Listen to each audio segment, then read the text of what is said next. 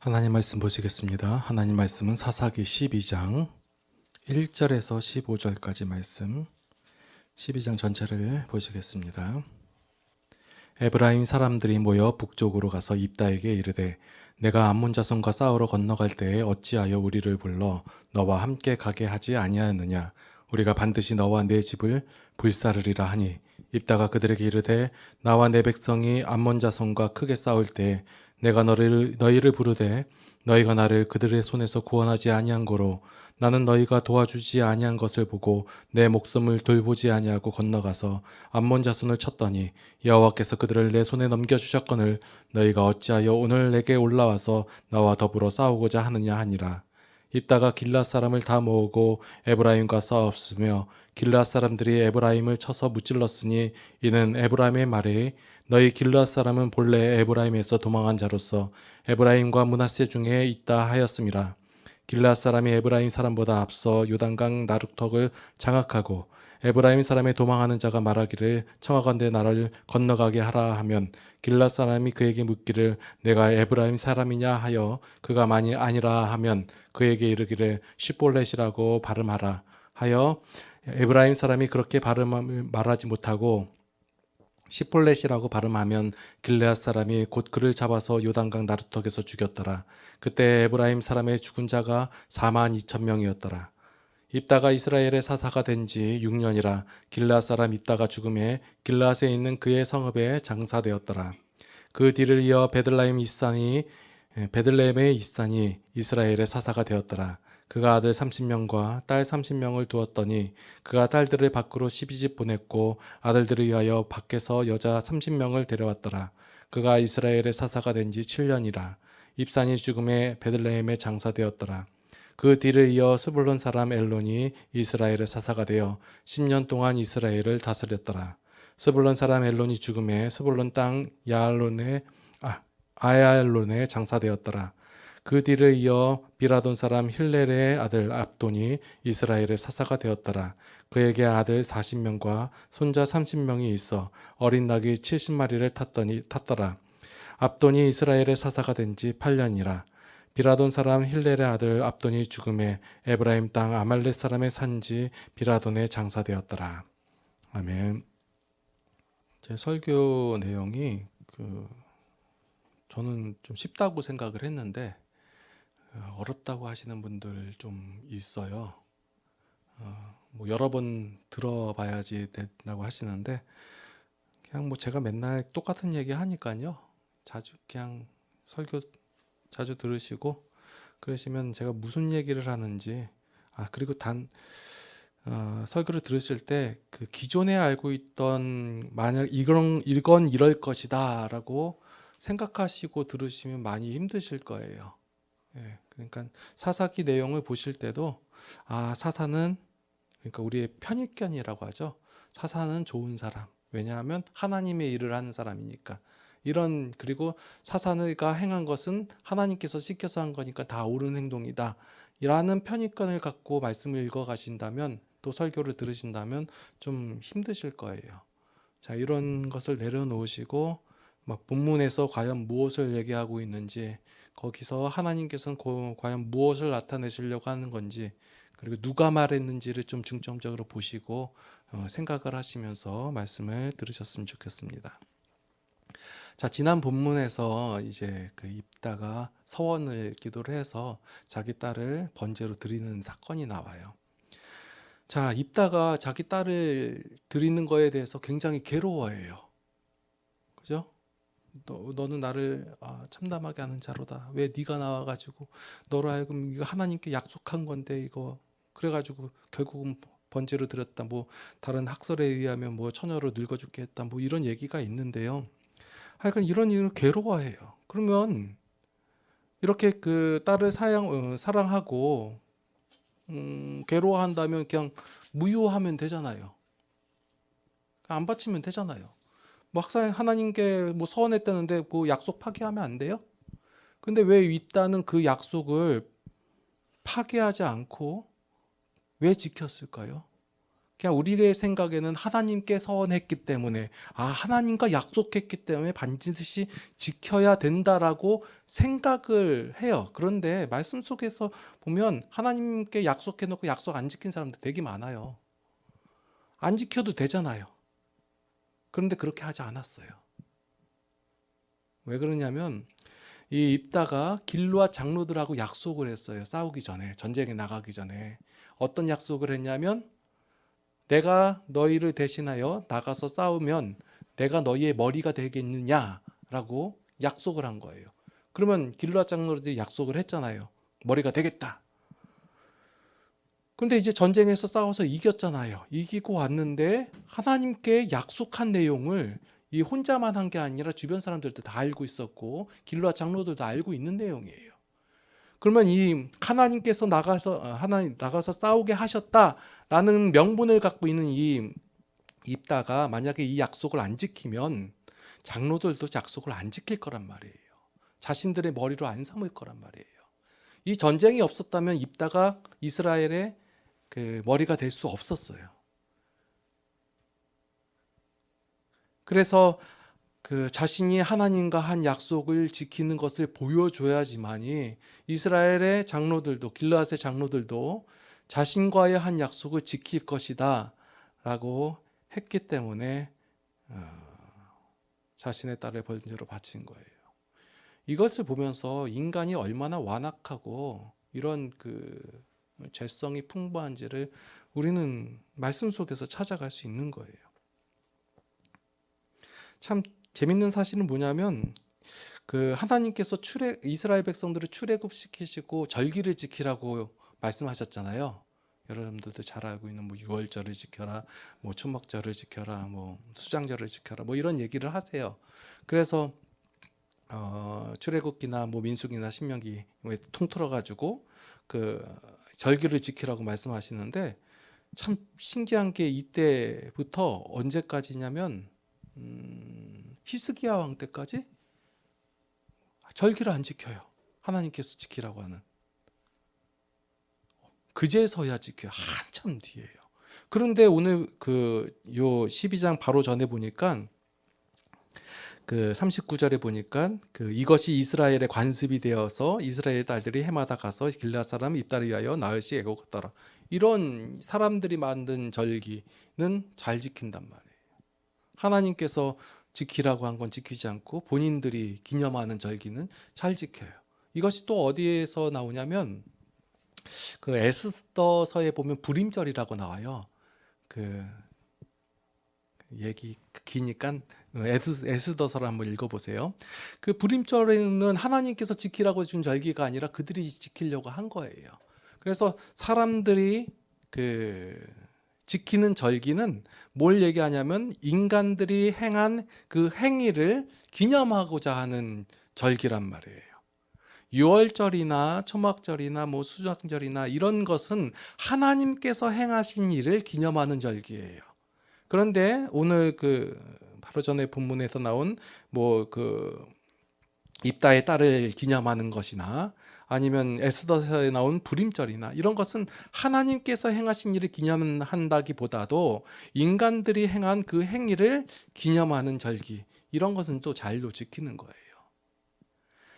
이러한 것은 뭐냐면 바로 인간의 행위를 드러내고 싶은 인간의 본성이라는 거예요.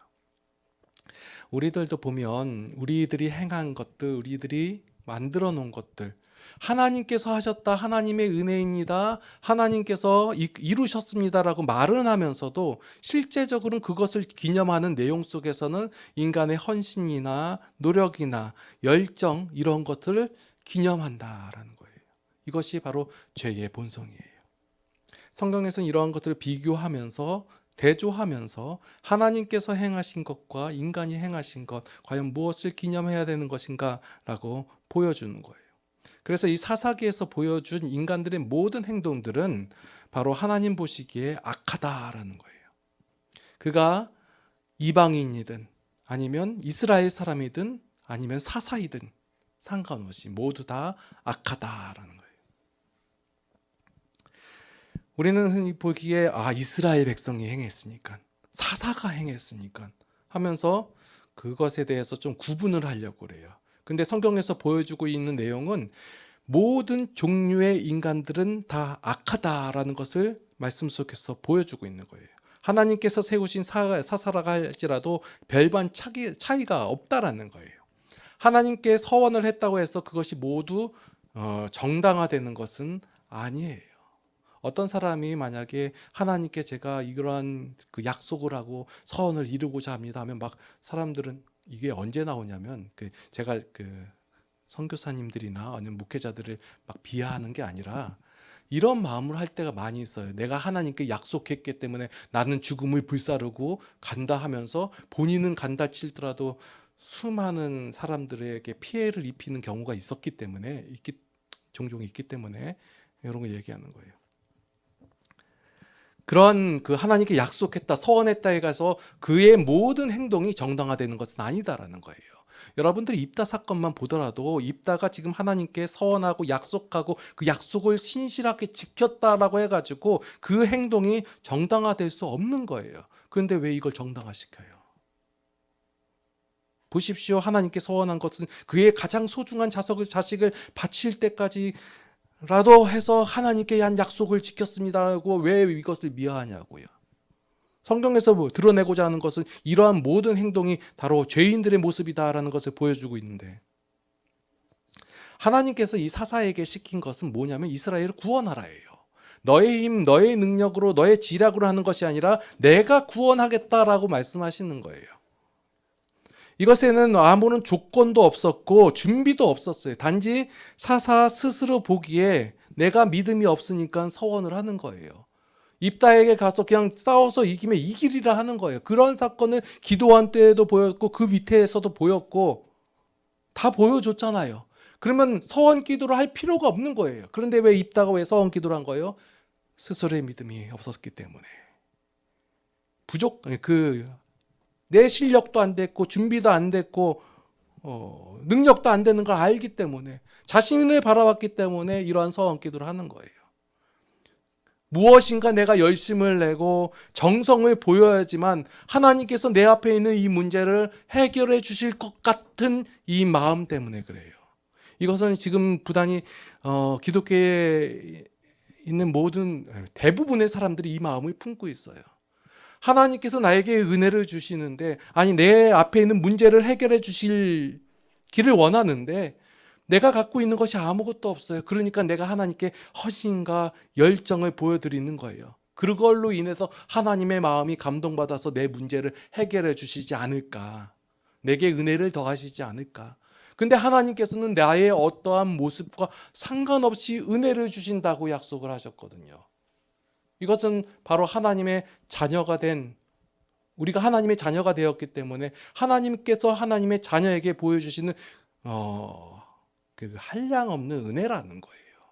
그런데 우리의 마음이, 우리의 믿음이 없기 때문에, 부족하기 때문에, 하나님을 잘 알지 못하기 때문에 그래도 하나님 앞에 내 정성을 보이고 열심을 보여줘야 되는데 없으니까 그나마 하는 게 약속이에요. 하나님 이 문제를 해결해 주시면 내가 이러한 일을 행하겠습니다. 하나님께서는 이것을 요구하시지도 그걸 핑계 삼아 은혜를 더하시지도 않으세요. 근데 우리가 하나님을 모르니까 자꾸 이런 걸 들이미는 거예요. 제가 하나님께 헌신하지 않았습니까? 제가 하나님께 열심 내지 않았습니까? 제가 그래도 이러한 상황에서 믿음을 끝까지 지키지 않았습니까? 디미는 거예요.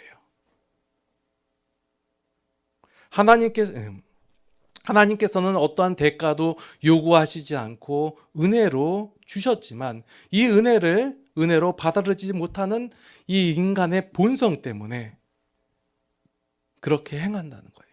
오늘 사사기를 통해 가지고 하나님께서는 이러한 모습을, 이러한 사건을 통해서 이러한 인간의 본성의 모습을 다시 한번 알려주고 있는 것이에요. 우리가 은혜로 말미암아 구원을 받았다라고 얘기해요. 그런데 우리의 습성은 여전히 죄의 가치를 쫓고 있다는 거예요. 그래서 하나님을 아는 지식이 없는 행함은 잘못된 결과를 가지고 오는 경우가 허다하는 거예요. 구원의 감격이 있어요. 하나님으로 인하여 하나님의 은혜로 말미암아 내가 구원을 받았고 하나님의 백성이 되었고 하나님의 새 사람이 되었어요. 감격이 있어요. 그런데 내가 여전히 하나님을 모르기 때문에, 하나님을 아는 지식이 없기 때문에 죄의 습성을 가지고 죄의 가치를 가지고 신앙생활을 한단 말이에요. 그래서 잘못된 결과가 나타나는 경우가 허다해요. 많은 성도들이 하나님의 영광을 위하여라는 명분 아래 잘못된 행위를 한 경우가 많이 있습니다. 그것이 다 교회 안에서 은혜를 묻혀 있는 경우가 많아요. 그래서 많은 교회 안에서 상처가 일어나고 힘듦이 일어나는 이유가 이러한 거예요. 예를 들어서 얼마나 많은 목회자들이 그 사명이라는 이유로 가정을 소홀히 여긴 경우가 많이 있어요. 물론 하나님께서 은혜를 더해 주시기 때문에 각각의 삶을 살아가게 하셨지만, 그렇게 안 해도 하나님께서는 은혜를 더하여 주셨단 말이에요. 또한 교회의 양적 부흥을 위해 가지고 얼마다가 그 죄의 가치를 끌어다가 사용을 했었어요. 죄의 가치를 교회에다 접목시키면 교회 굉장히 잘 돼요. 사실 그렇잖아요. 뭐 걸고 뭐 전도왕 이런 거 걸고, 그리고 뭐 홍보하고, 저기 어디냐, 다단계에서 하는 행동들이 그 교회에서 하는 게 너무 똑같은 경우 많이 있거든요. 놀래요. 그렇게 하면 되잖아요. 얼마나 그게 결국적으로는 성도들도 많아지고 믿는 사람들도 많아졌습니다 해가지고 하나님께 영광을 돌리게 됐습니다 라고 말하는 경우가 있어요. 그런데 이런 하나님의 영광을 위하여라는 명분을 가지고 얼마나 많이 죄의 가치를 전도하는 걸 나쁘다고 말씀드리는 게 아니에요. 하나님을 자랑하는 일을 나쁘다고 말하는 게 아니에요. 그 목적 자체를 나쁘다고 말하는 거예요. 그 수단을 어떤 마음으로 했냐를 나쁘다고 얘기하는 것이지, 그런 방법들을 나쁘다고 말하는 것이 아니에요. 제 말씀의 의도를 아시겠죠? 이 목사님이 전도하지 말랬던, 아니에요. 전도하시고 자랑하시고 기뻐하시고 충분히 그렇게 사세요. 자, 안타까운 사실은 성도가 하나님을 모르니까 죄의 습성 그대로 교회를 운영을 해요. 그래서 교회 안에서의 싸움은 옳고 그름의 문제가 아니에요. 그런데 싸움이 일어나면 다 옳고 그름을 들고 나오는 거예요. 이게 옳으냐, 저게 옳으냐. 제가 이 얘기는 고린도서 얘기할 때 말씀드렸죠. 교회 안의 문제를 가지고 세상 법정에 가지고 가는 거 얼마나 창피한 일이냐 하면서, 궁금하시면 까먹으셨으면 고린도서 다시 한번 보시면 좋겠습니다. 자, 성도 간의 교회 안의 싸움은 옳고 그름의 싸움이 아니라 무엇이 결과가 이렇게 되느냐, 옳으냐, 그르냐 이 얘기가 아니라 하나님을 얼마나 아느냐의 싸움입니다. 이것은 지식적으로 아는 알미 아니라 마음으로 아는 알을 얘기하는 거예요. 하나님을 아는 마음으로 행하는 것, 그것이 옳으냐 그르냐 그것을 따지는 것이지, 이 문제의 이 결과, 이것이 옳으냐 그르냐 그거 가지고 싸우는 게 아니에요.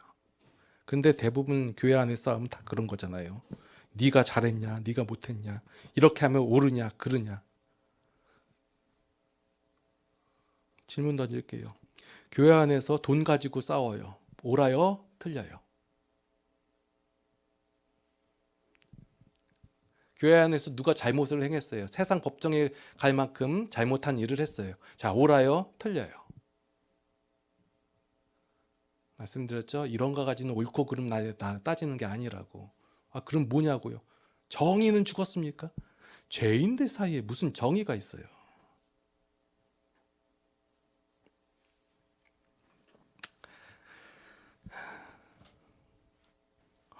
자, 8장에서 보면 기드온 얘기가 나와요.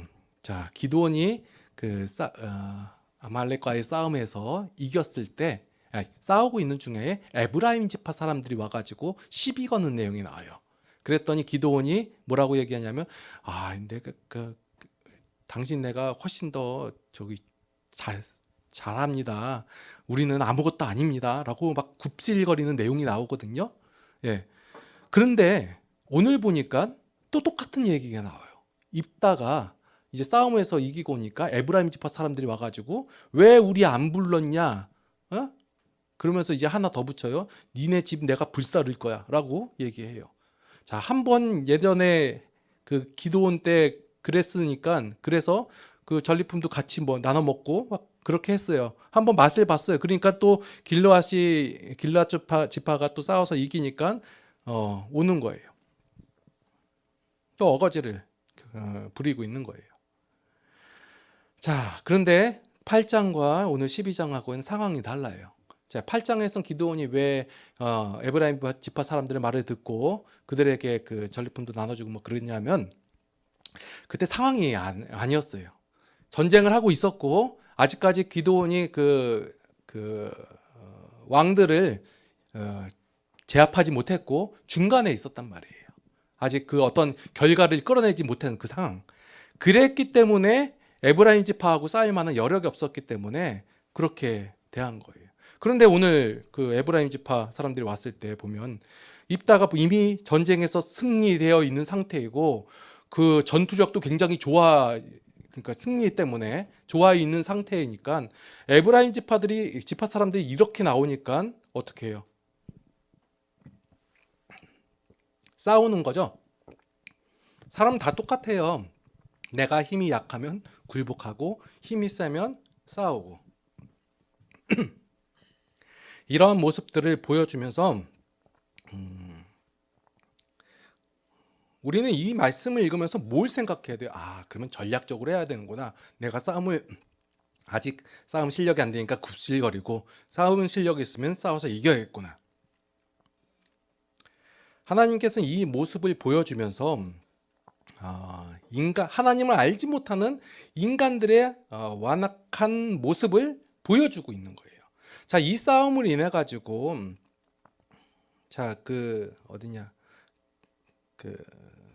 요단강 나루터기 해가지고 죽이는 내용이잖아요. 자, 보세요. 오늘 여러분들 성경 통독하신 부분이 3장 4장 부분이거든요. 거기서 에브라임 지파 에훗이라는 사사가 나오잖아요. 그죠? 그 사람이 모압 사람들을 쳐 내려갈 때 그 요단강 나루터기에서 몇 명 죽여요? 10,000명 죽인단 말이에요. 10,000명. 그런데 오늘 동족 간에 지금 싸움이 일어나는 거예요. 거기서 이제 시볼렛이라고 발음하면 살려주고 시볼렛이라고 발음하면 이게 자음 하나 차이거든요. SH냐 S냐 요 차이.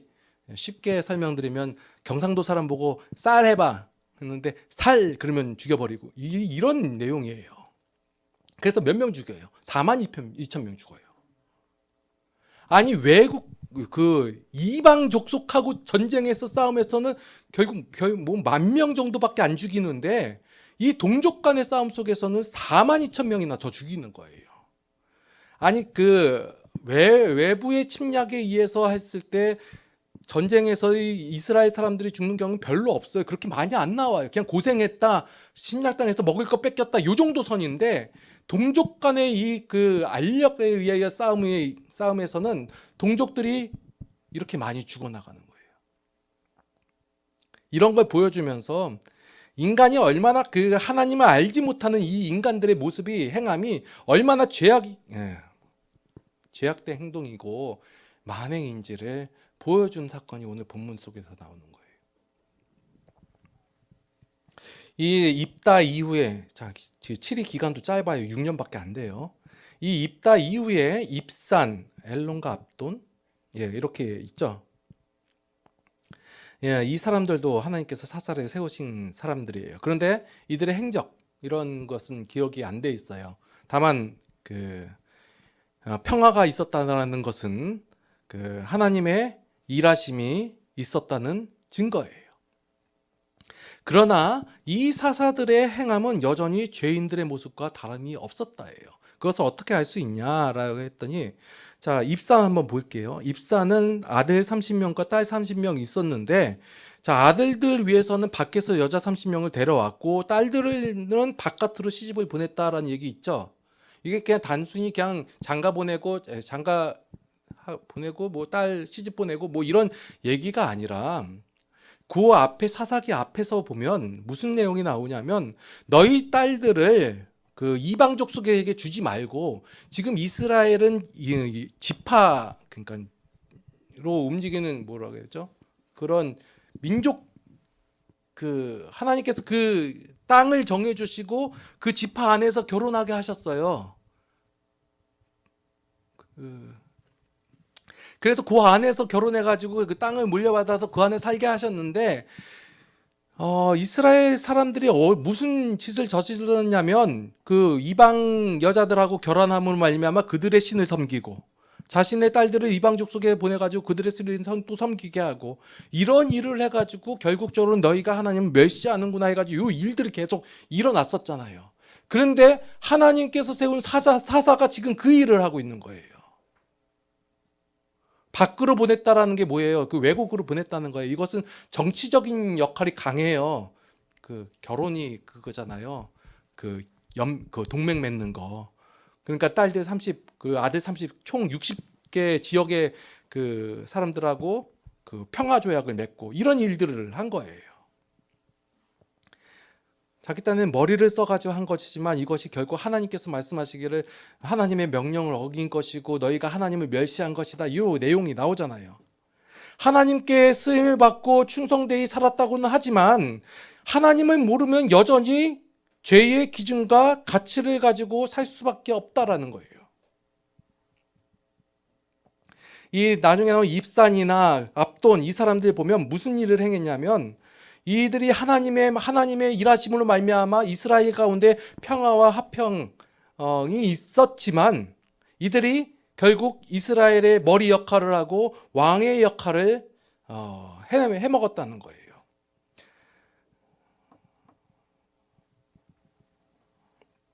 하나님의 도우심을 빌미로 자신들의 이익을 취한 것이에요. 그래서 말씀 속에서 보여준 이 내용 속에서 사람들의 모습, 일반적인 모습은 이럴 수밖에 없다 해요.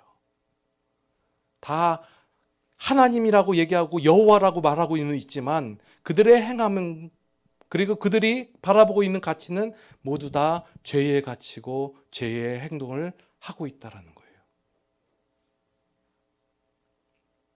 오늘 부활절이에요. 부활의 의미 다시 한번 살펴볼게요. 왜 기독교인에게 십자가와 부활이 최고의 것이라 여겨지냐면요, 원래 사사기에서 보여주는 이 인간들의 모습대로 살 수밖에 없고 죄의 가치를 갖고 죄의 관점을 가지고 살 수밖에 없는 우리가 예수 그리스도의 십자가로 말미암아 이제 새 사람이 된 거예요. 하나님의 가치를 아는 자가 되었고, 하나님의 심정을 품을 줄 아는 자가 되었고, 하나님을 바라볼 줄 아는 자가 되었고, 하나님의 것을 옳다라고 말할 수 있는 자가 되었다라는 거예요. 하나님을 알 수 있는 자가 되었다. 그냥 죽었다 살아나는 것에 중점을 맞추는 것이 아니에요. 그냥 죽었다 살아났다. 죽었다 살아난 사람들이 성경에서만 몇 명이 나오는데요. 나사로도 죽었다 살아났고, 뭐 청년도 죽었다 살아났고, 기적을 경험했다. 이게 뭐가 중요한 거예요? 죄로부터의 자유함을 얘기하는 거예요. 하나님을 알 수도 없는 존재에서 이제 알 수 있는 존재로 바뀌는 거예요. 하나님을 모르면 여전히 내 기준과 가치에 의해서 판단을 하고 행동을 할 수밖에 없는 것이에요. 그래서 내 문제를 해결해주면 그분이 나의 하나님이 되는 것이고, 못 해결해주면 내 하나님이 아니다라고 말하는 게 우리의 신앙이라는 말이에요. 하나님을 아는 자가 되면 내 문제를 해결해주고 안 해주고가 무슨 상관이에요. 그래서 말씀을 통해서 우리가 무엇을 비교하냐면, 죄인들이, 일반적인 사람들이, 하나님을 알지 못하는 사람들이 행하는 행동들과 그 결국에는 어떻게 되는가, 그리고 하나님께서는 이러한 사람들에게 어떠한 행동을 하시는가, 이것을 분별하시면서 그리고 나서 발견한 그 하나님을 드러내며 나타내며 자랑하며 사는 거예요. 아니 이렇게 행동하고 이렇게 행했는데 하나님은 또 은혜를 더하시네. 또 사랑을 더하시네. 이거예요. 우리가 보기에 하나님은 여전히 우리에게 은혜를 안 베푸시는 것 같고 사랑하시지 않는 것처럼 보여요. 왜요? 내 눈이 가려져서. 구원은 받았고 성도는 되었지만 여전히 하나님을 모르니까 하나님을 오해하는 거예요. 성도가 하나님을 오해하는 것만큼 힘든 일이 어디 있어요? 일반적인 사람들은 여전히 오해하는 게 당연한 것이고.